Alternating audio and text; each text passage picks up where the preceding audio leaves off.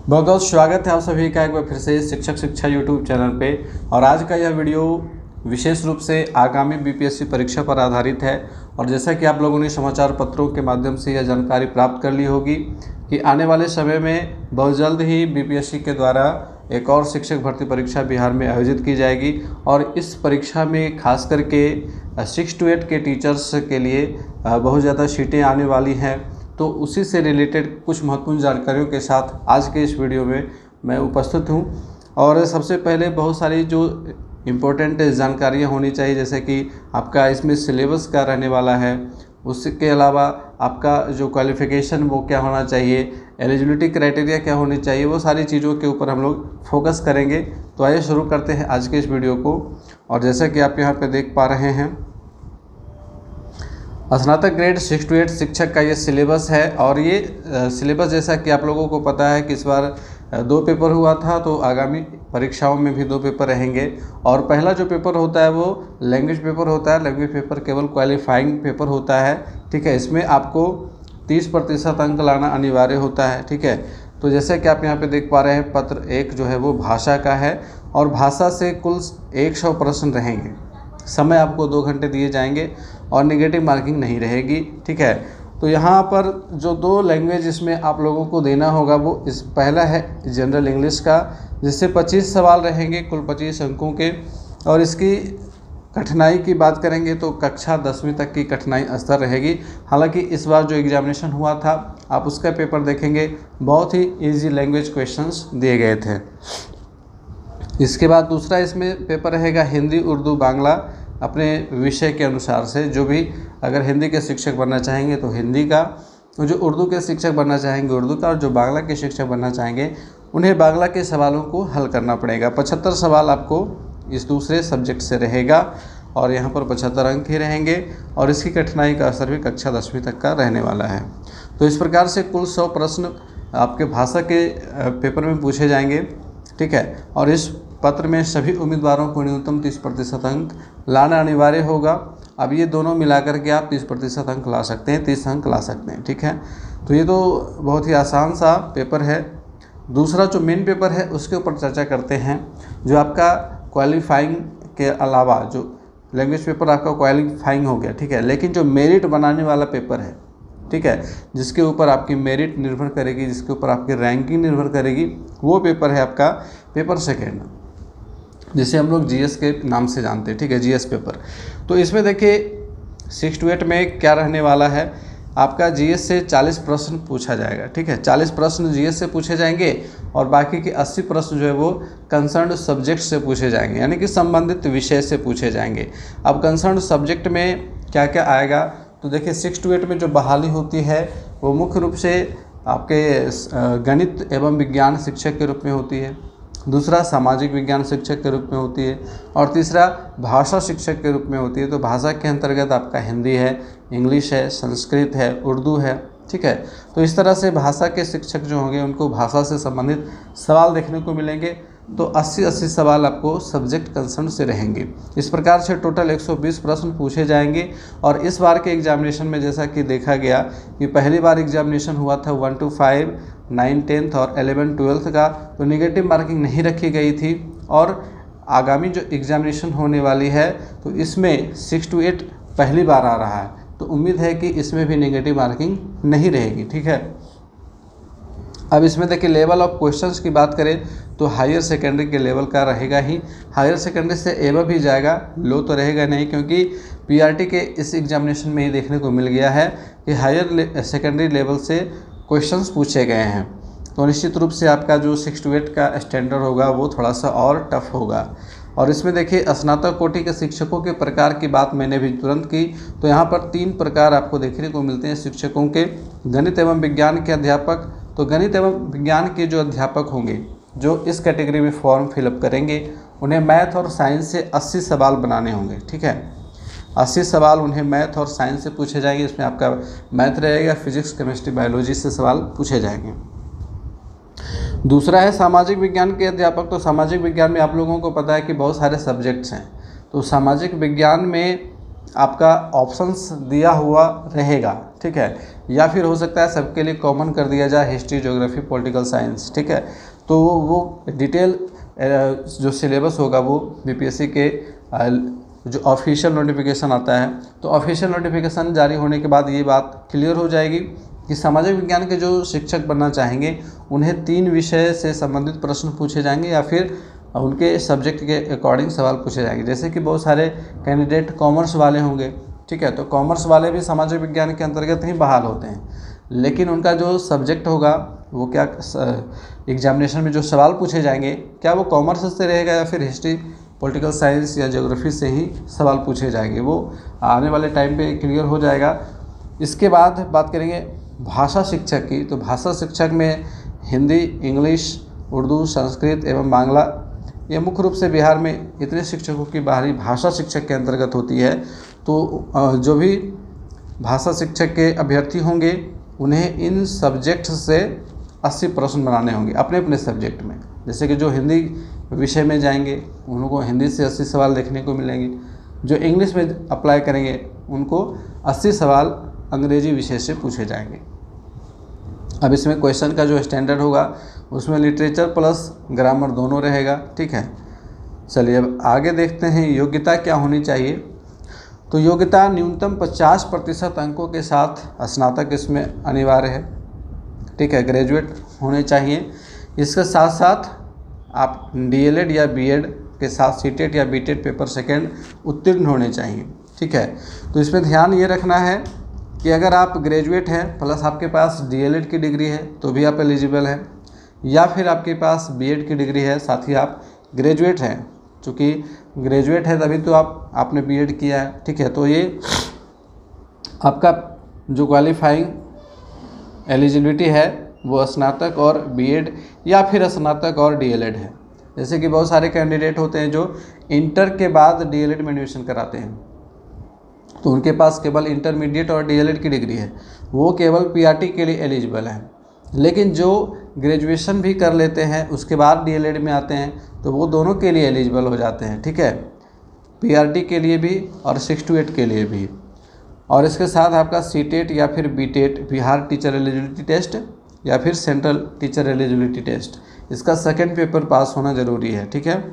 अब यहाँ पर नोट पॉइंट में देखेंगे ये गणित एवं विज्ञान विषय के लिए स्नातक स्तर पर गणित, भौतिकी, रसायन, जीव विज्ञान में से कोई 2 विषय पठित होने चाहिए। इसके बाद सामाजिक विज्ञान विषय के लिए स्नातक स्तर पर इतिहास, भूगोल, राजनीति शास्त्र, दर्शन शास्त्र, अर्थशास्त्र, वाणिज्य, मनोविज्ञान, समाजशास्त्र या फिर गृह विज्ञान में से कोई 2 विषय स्नातक स्तर पर पठित होने चाहिए।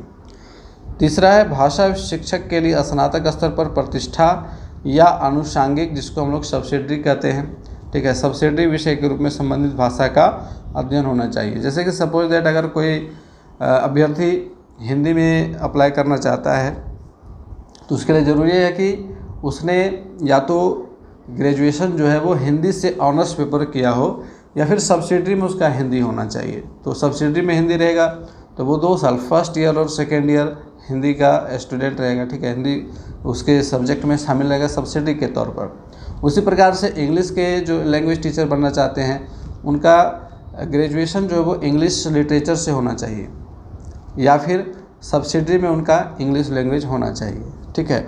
तो ऑनर्स या सब्सिडरी दोनों में अगर आपके पास दोनों में से किसी एक में आपके पास भाषा का कॉम्बिनेशन है तो आप इसमें अप्लाई कर पाइएगा, ठीक है।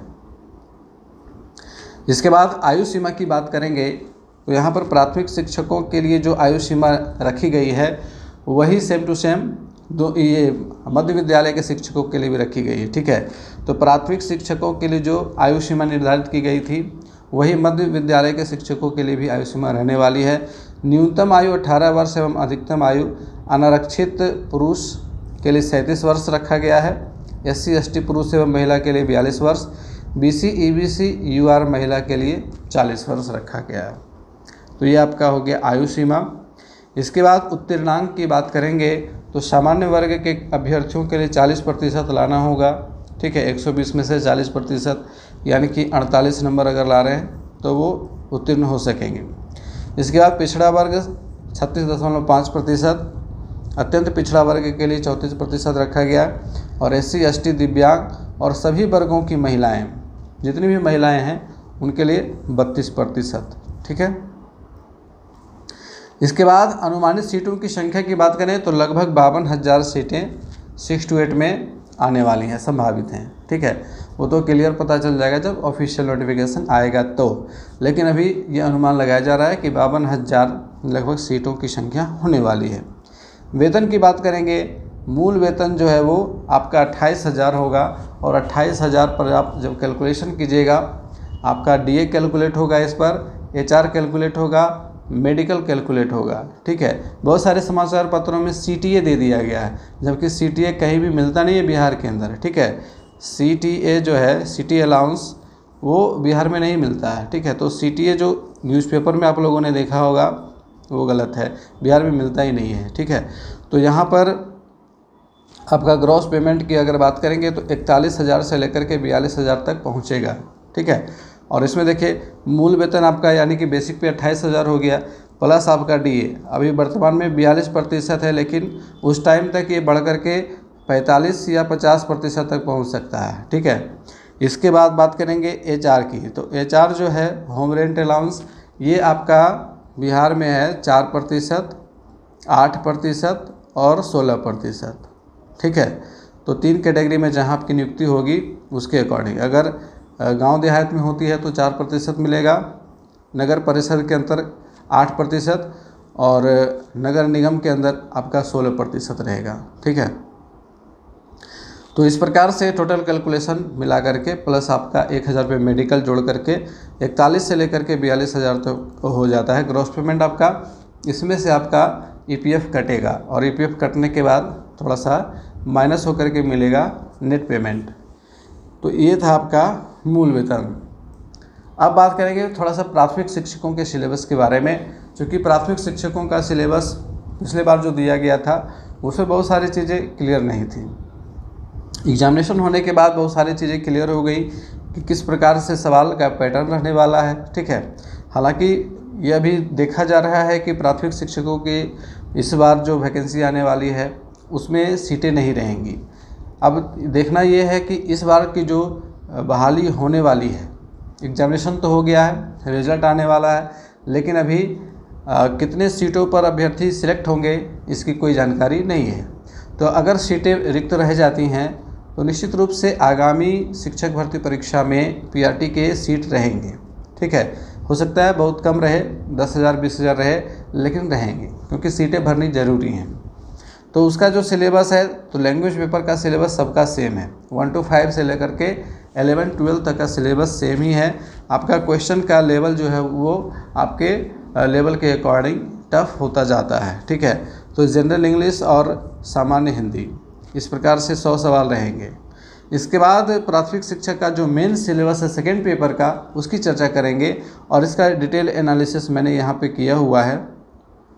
चूँकि इस एग्जामिनेशन में प्रश्नों का लेवल देखने को मिल गया, प्रश्नों का पैटर्न देखने को मिल गया, और कौन कौन से सब्जेक्ट्स से सवाल पूछे गए थे, कितने इजी सवाल पूछे गए, कितने मॉडरेट सवाल पूछे गए, कितने टफ सवाल पूछे गए, इन सभी का डिटेल एनालिसिस करने के बाद इस सिलेबस को मैंने तैयार किया है। तो आप यहाँ पे देखिएगा, सबसे पहला जो सब्जेक्ट हमारा है वो है मैथ का। ठीक है, और मैथ से आप देखिएगा कि कुल 22 प्रश्न पूछे गए हैं। इस बार जो है मैथ से कुल 22 प्रश्न पूछे गए थे। ठीक है, 22 प्रश्न यहाँ पर पूछे गए मैथ से, जिसमें 7 इजी में था, 8 मॉडरेट था और 7 टफ कैटेगरी में था। ठीक है, तो इस प्रकार से आप देखिएगा तो टफ कैटेगरी में 7 सवाल थे, जो कि एक बड़ी संख्या बनती है। इसके बाद साइंस की बात करेंगे तो साइंस से कुल 24 सवाल पूछे गए। ठीक है, 9, 10, 15 इस प्रकार से टफ लेवल था, 15 सवाल जो है वो टफ लेवल में था। तो इससे भी बहुत ज़्यादा कठिन सवाल पूछे गए साइंस से भी। और रीजनिंग की बात करेंगे तो रीजनिंग में आपका ज़्यादा टफ नहीं था, इजी और मॉडरेट में था, 3, 4, 3 यानी कि 10 सवाल आपका पूछा गया है रीजनिंग से। ठीक है, 10 सवाल रीजनिंग से। इसके बाद हिस्ट्री, ज्योग्राफी, पॉलिटिकल साइंस इन तीनों से मिला करके 6 4 10 50 सवाल पूछे गए हैं। ठीक है, तो हिस्ट्री से आपका कुल 24 सवाल था, ज्योग्राफी से 20 सवाल था और पॉलिटिकल साइंस से 6 ही सवाल थे, तो कुल मिलाकर के हो गए 50 सवाल। तो आपका जो सोशल साइंस वाला सब्जेक्ट है 50 सवाल वहाँ से पूछे गए। तो इस प्रकार से आप यहाँ पर देखिएगा कि ये जो टफ लेवल है इसमें बहुत ज़्यादा सवाल थे। ठीक है, और करंट अफेयर से कुल 14 प्रश्न पूछे गए थे, जिसमें से आपके 5 सवाल जो है वो टफ लेवल से थे, बाकी 5 सवाल इजी और 4 सवाल मॉडरेट में थे। तो यहाँ कुल मिलाकर के हम सवालों का विश्लेषण करते हैं तो 120 सवालों में से 39 सवाल जो है वो इजी लेवल के थे, 42 सवाल आपके मॉडरेट लेवल के थे और 49 सवाल आपके टफ लेवल के थे। तो टफ लेवल में आप देखिएगा तो ज़्यादा सवाल पूछे गए, इसी वजह से पीआरटी का जो क्वेश्चन पेपर था वो काफ़ी टफ माना गया, सभी लोगों ने इसे टफ ही कहा है और वास्तविक में ये टफ लेवल का ही क्वेश्चन पेपर सेट किया गया था। और बाद में बीपीएससी के चेयरमैन ने भी यह स्वीकार किया था कि अभ्यर्थियों की अधिक संख्या को देखते हुए क्वेश्चन का जो लेवल था वो काफ़ी टफ रखा गया था।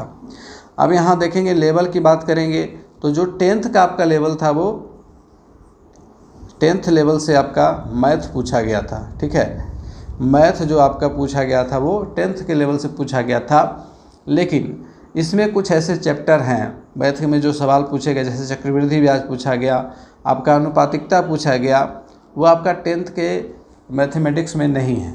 तो इसके लिए आप लोगों को प्रतिशतता, चक्रवृद्धि ब्याज और अनुपातिकता, ये 3 जो है वो आपका एसएससी के बुक से आपको देखना होगा। ठीक है, एसएससी लेवल का जो सवाल पूछा गया था आपका चक्रवृद्धि ब्याज वाला, साथ ही आपका अनुपातिकता वाला, प्रतिशतता वाला, तो वहाँ से आप लोगों को थोड़ी सी तैयारी करनी पड़ेगी। और बाकी सवाल 10th के लेवल से थे, यानी कि 10th के बुक से थे, जैसे कि समीकरण वाला सवाल था, आपका क्षेत्रफल वाला था, आयतन वाला था। ठीक है, दूसरा है साइंस। तो साइंस में आपका 10th से लेकर के 12th के लेवल से सवाल पूछे गए थे, तो ज़्यादातर सवाल इसमें 10th लेवल के थे, कुछ सवाल 12th लेवल के भी थे। ठीक है, इसके बाद बात करें रीजनिंग की, तो रीजनिंग के लिए आप लोगों को एसएससी के लेवल की बुक देखनी होगी। और इसके बाद एसएसटी का जो मेन पार्ट है 50 सवालों का, उसके लिए 12th के बुक से आप लोगों को यहाँ पर एनसीईआरटी के बुक से और साथ ही साथ एससीईआरटी के बुक से भी देखना पड़ेगा, क्योंकि हिस्ट्री में बहुत सारे सवाल एससीईआरटी से भी पूछे गए और एनसीईआरटी से भी पूछे गए। उसी तरह से जियोग्राफी में कुछ सवाल वर्ल्ड हिस्ट्री से थे जो आपके एनसीईआरटी में मिला था। ठीक है, तो एनसीईआरटी से ज़्यादा सवाल जियोग्राफी में भी पूछे गए और हिस्ट्री में भी पूछे गए। बिहार से बहुत ही कम सवाल पूछा गया था, मात्र 3 से 4 सवाल बिहार से संबंधित था, बाकी सारा राष्ट्रीय और वैश्विक स्तर से सवाल था। इसके बाद करंट अफेयर्स की बात करेंगे तो करंट अफेयर्स में 14 सवाल पूछे गए थे, जिसमें से अधिकांश सवाल राष्ट्रीय एवं अंतर्राष्ट्रीय स्तर के थे। ठीक है, बिहार राज्य से संबंधित 1 सवाल पूछा गया था, बाकी सभी राष्ट्रीय एवं अंतर्राष्ट्रीय स्तर से सवाल पूछे गए थे। तो जो भी राष्ट्रीय और अंतर्राष्ट्रीय समसामयिक प्रमुख घटनाएं हैं आपको उसको देखना है। ठीक है, और करंट अफेयर्स की तैयारी के लिए सबसे अच्छा माध्यम न्यूज़पेपर है, डेली न्यूज़पेपर पढ़ना इसके लिए बहुत ही ज़रूरी है।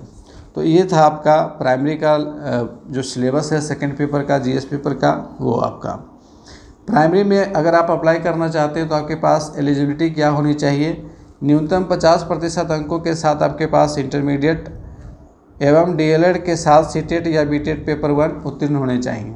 ठीक है, और यहाँ पर एक रोड पॉइंट है कि आरक्षित वर्ग, इसमें ईडब्ल्यूएस को छोड़ करके बाकी सभी अभ्यर्थियों को न्यूनतम अर्हतांक में 5% की छूट दे होगी। इसके बाद आयु सीमा की चर्चा करेंगे। प्राथमिक शिक्षकों के लिए न्यूनतम आयु 18 वर्ष एवं अधिकतम आयु अनारक्षित पुरुष वर्ग में 37 वर्ष, SC ST पुरुष एवं महिला के लिए 42 वर्ष, BC EBC UR महिला के लिए 40 वर्ष। ठीक है, इसके बाद बात करेंगे उत्तीर्णांक की। तो सामान्य वर्ग के लिए 40% है, पिछड़ा वर्ग के लिए 36.5% है, अत्यंत पिछड़ा वर्ग के लिए 34% है, SC ST दिव्यांग और सभी वर्गों की महिलाओं के लिए 32% उत्तीर्णांक निर्धारित किया गया है। वेतन की बात करेंगे तो प्राइमरी शिक्षकों के लिए 25,000 रुपये मूल वेतन रखा गया है। इस पर आप जोड़ लीजिए डीए, इस पर आप जोड़ लीजिए एचआर, इस पर आप जोड़ लीजिए मेडिकल। कुल मिलाकर के आपका 38,000 से लेकर के 40,000 के बीच आएगा, चूँकि एचआर अलग अलग होता है, ठीक है, 4%, 8% और 16%। इसके अकॉर्डिंग आप कैलकुलेट कीजिएगा तो 38,000 रुपये से लेकर के 40,000 के बीच का रेंज आ जाता है, ठीक है। पेमेंट का ये ग्रॉस पेमेंट होता है आपका, इसमें से आपका ईपीएफ कटेगा और कटने के बाद थोड़ा सा माइनस होकर के आपको नेट पेमेंट मिलेगा, ठीक है। तो ये कुछ महत्वपूर्ण जानकारियों के साथ आज के इस क्लास को यहाँ पर संपन्न करेंगे। मिलेंगे फिर से नेक्स्ट क्लास में, तब तक के लिए गुड बाय, टेक केयर।